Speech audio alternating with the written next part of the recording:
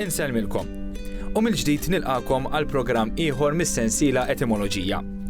Dan huwa l-programm li matulu qed nesploraw il-ġrajja wara l-kelma biex naraw minn fejn telqet it-tifsira tagħha sakemm waslet għandna illum. Għal darb'oħra għandna għalikom żewġ kelmiet. Fl-ewwel eżempju se naraw kelma li telqet minn tifsira u llum waslet għandna b'tifsira totalment l-oppost. U fit-tieni parti se nkunu qed niltaqgħu ma' għasfur ieħor li l-munqar tiegħu xebħuh ma' għodda partikolari. Tlaqna minnu fih biex nitkellmu dwar l-ewwel kelma.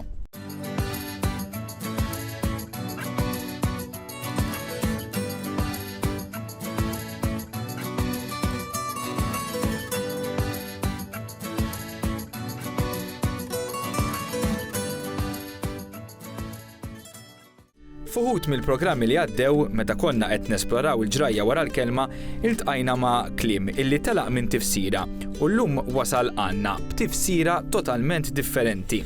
Dan huwa l-iżvilupp naturali tal-lingwa.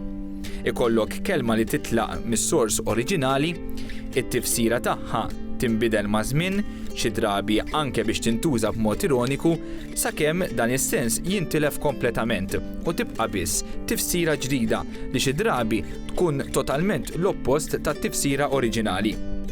Ħafna drabi, anke kif rajna tul il-programmi li għaddew, dan il-kliem kien ġej mill-Arbi, il-qafas tal-lingwa tagħna.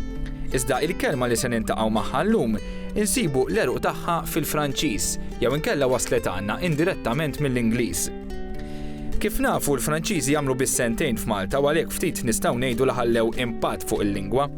X'aktarx għalhekk li l-ewwel kelma li se nintaqgħu magħha llum ma bdietx minn nies komuni ta' triq, imma x'aktarx minn dawk tal-klassi għolja li kienu jitħaltu ma' persuni oħra li kienu jafu jew kienu esposti għal Franċiż jew l-Ingliż. Il-kelma li se nitkellmu dwarha llum hija għala xalxe.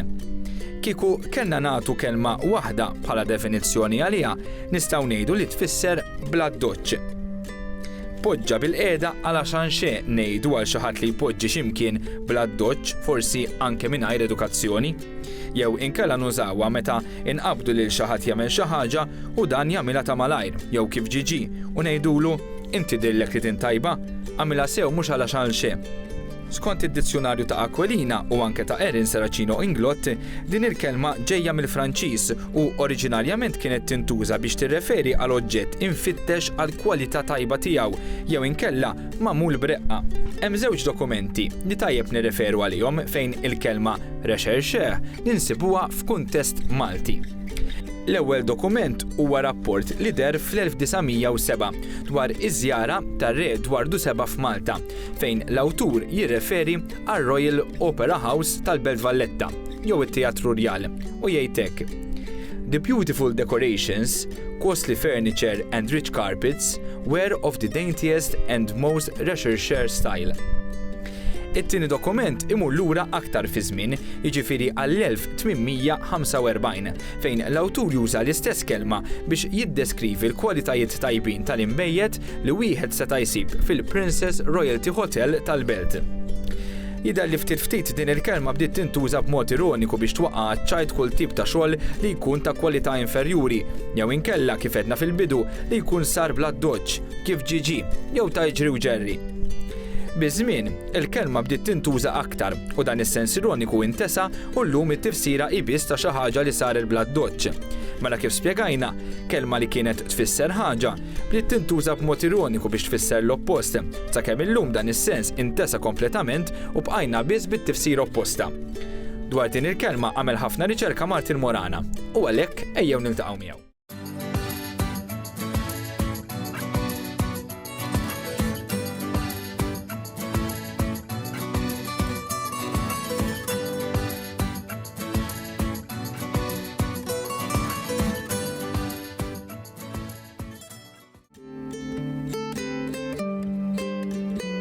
ċertu kliem li jistema' Franċiż jista' jkun ġej direttament minn Franza, jista' jkun, imma jista' jkun ukoll li ġejja indirettament mill-lingwa Ingliża, mill-lisin Ingliż.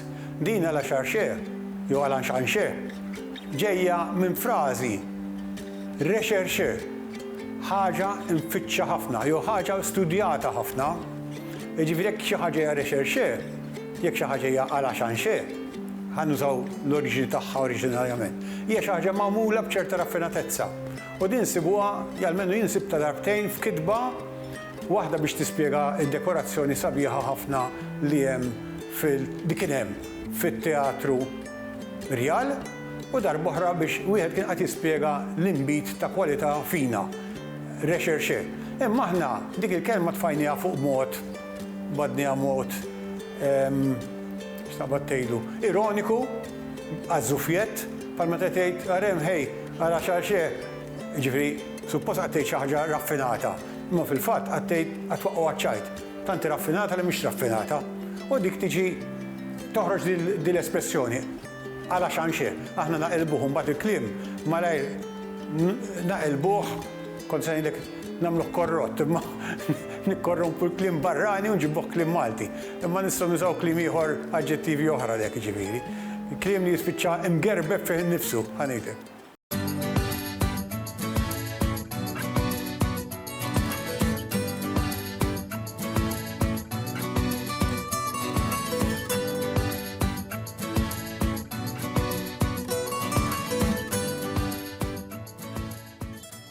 Fit-tieni parti tal-programm kif għamilna f'diversi programmi oħra bl-għajnuna ta' BirdLife Malta se nkunu qed inħarsu lejn isem ta' għasfur partikolari.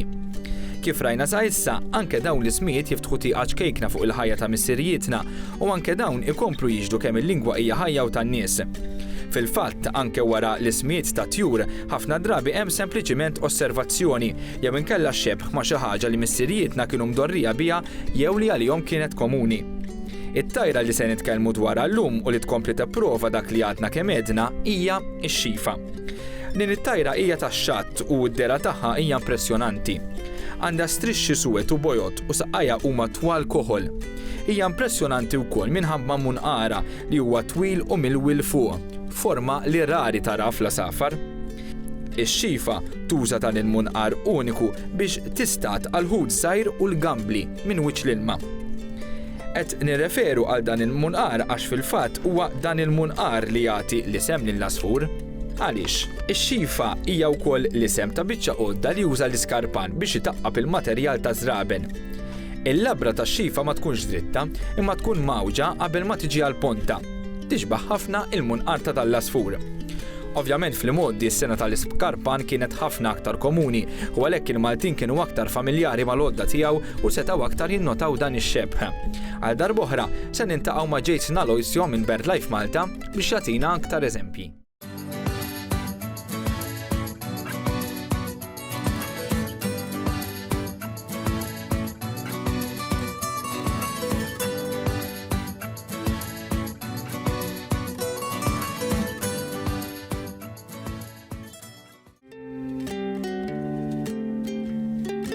Ix-xifa hija tajra li tixbaħ il-frass servient illi semmejna ftit ilu. Tixbaħha fil-kulur għax reġa' għandek il-kulur abjad u iswed u hawnhekk jispikka ħafna l-munqar. Munqar irqiq, twil u rqiq però mawweġ il fuq. Issa din tużah biex taqbad dud u nsetti u anke forsi xi ħud żgħir minn wiċċ l-ilma. Però x-xifa hija wkoll tip ta' labra li juża l-iskarpan li tkun mawġa bejn wieħed u ieħor fl-istess forma tal-munqar ta' dan l-għasfur hawnhekk allura x-xebħ huwa ovvju. Jispikkaw ħafna jidħol ix-xebħ kważi dejjem il-munqar. Pereżempju għandek għasfur ieħor il-paletta, għasfur ieħor jgħidulu l-palettun. Għaliex għax il-munqar tagħhom ġej forma ta' isu marfa, forma ta' pala. Allura, dawn nistgħu ngħidu huma xi eżempji oħra ta' kif il-forma tal-għasfur ispirat l-isem tiegħu.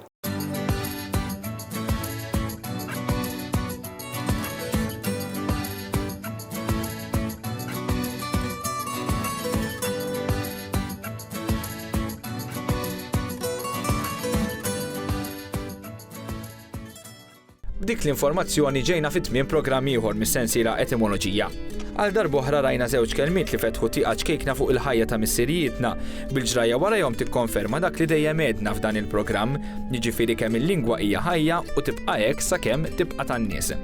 Jiena nkun magħkom bħallum ġimgħa għal episodju ieħor. Sa dakinhar saħħiet u nawguralkom il-ġimgħa tajba.